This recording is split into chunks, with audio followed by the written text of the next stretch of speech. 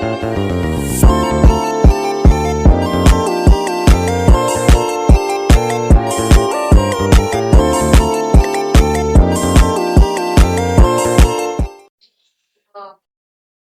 semua, dalam video kali ini saya akan menjelaskan materi mengenai demokrasi Indonesia.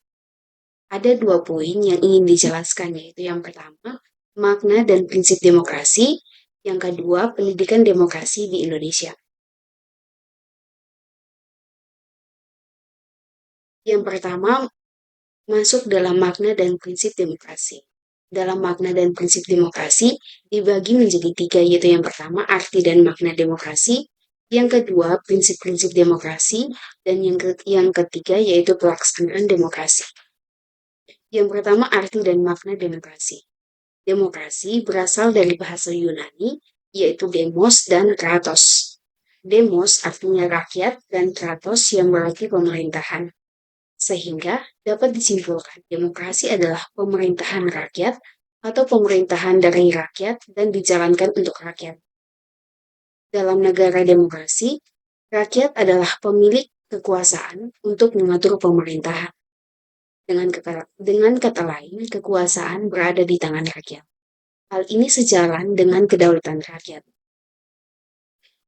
Masuk dalam prinsip demokrasi. Ada beberapa prinsip, yaitu yang pertama, kedaulatan di tangan rakyat. Warga memiliki hak untuk memberikan pendapatnya secara bebas tanpa takut ada represi atau hukuman sejauh tidak melanggar hukum dan hak orang lain. Yang kedua yaitu pemisahan kekuasaan. Kekuasaan negara dibagi menjadi eksekutif, legislatif, dan yudikatif dengan tujuan mencegah penyalahgunaan kekuasaan dan memastikan keseimbangan dalam menjalankan pemerintahan. Yang ketiga yaitu keadilan sosial. Pemerintahan bertanggung jawab untuk menciptakan kondisi yang adil dan merata bagi semua warga, termasuk dalam distribusi sumber daya dan kesempatan. Yang keempat yaitu hak memilih dan dipilih.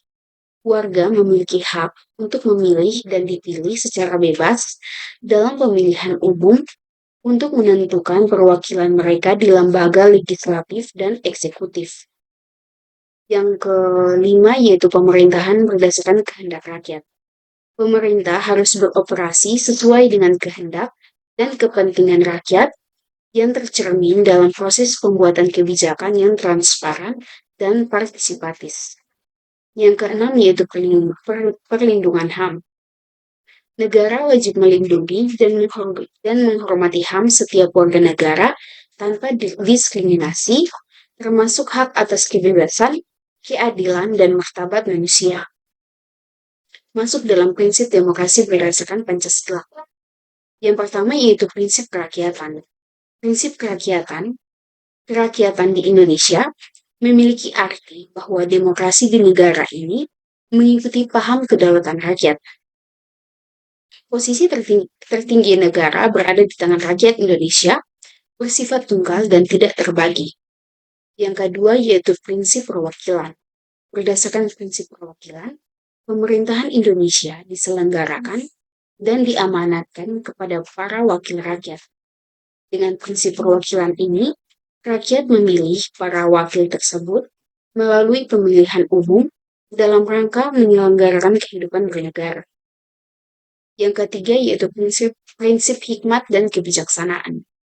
Prinsip hikmat kebijaksanaan yaitu kedaulatan rakyat yang terikat oleh aturan berupa hikmat dan kebijaksanaan.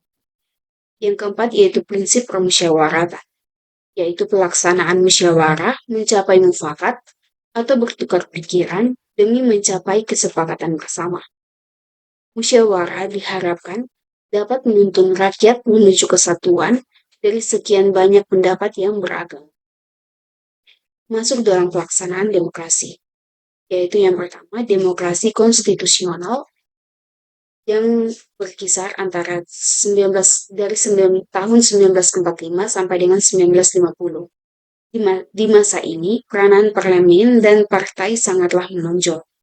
Yang kedua, demokrasi terpimpin yang berkisar dari tahun 1959 sampai dengan tahun 1965. Mulainya masa ini ditandai dengan dikeluarkannya dekret presiden. Dalam praktiknya, masa ini berakhir dengan peristiwa G30S PKI pada 30 September 1965. Yang ketiga yaitu demokrasi Pancasila, yang berkisar pada tahun 1965 sampai dengan 1998. Secara garis besar, masa ini menggunakan landasan demokrasi konstitusional yang menonjolkan sistem presidensial. Yang keempat yaitu demokrasi pasca reformasi, yaitu yang berkisar dari tahun 1998 hingga saat ini. Demokrasi ini cenderung mengalami banyak perubahan. Partai politik baru bermunculan, pemilihan umum pun dilaksanakan secara langsung dan rutin.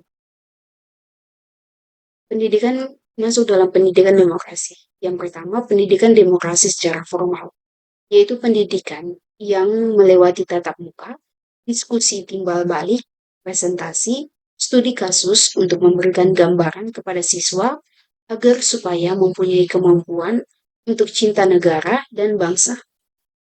Pendidikan formal biasanya dilakukan di sekolah atau di perguruan tinggi. Yang kedua, pendidikan demokrasi secara informal, yaitu pendidikan yang melewati tahap pergaulan di rumah maupun masyarakat. Sebagai bentuk aplikasi ini, nilai demokrasi sebagai hasil interaksi terjadi di lingkungan sekitarnya, langsung dapat dirasakan hasilnya. Yang ketiga, pendidikan non-formal, yaitu pendidikan melewati tahap di luar lingkungan masyarakat, lebih makro dalam berinteraksi, sebab pendidikan di luar sekolah mempunyai variabel maupun parameter yang signifikan terhadap pembentukan jiwa seseorang. Sekian hasil pembahasan dalam video kali ini. Terima kasih.